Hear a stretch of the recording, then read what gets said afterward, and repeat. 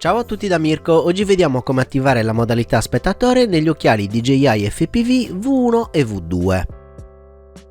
Questo tutorial è valido per tutte le combinazioni di visori DJI di prima generazione, potete usare due V1, due V2 o un V1 e un V2.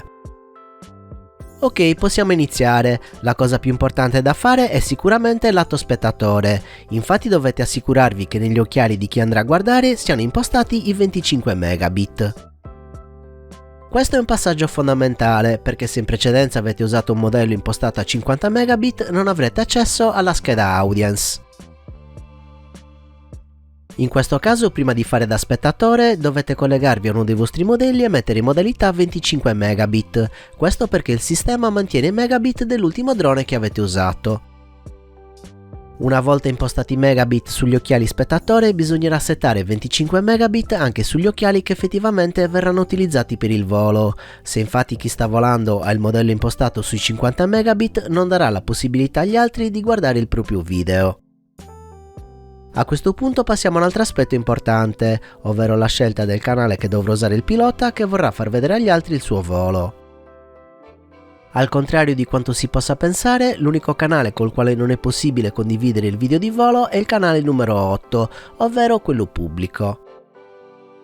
Questo perché il canale numero 8 è quello predefinito col quale si avviano le unità video, per poi passare al canale effettivo che viene utilizzato negli occhiali.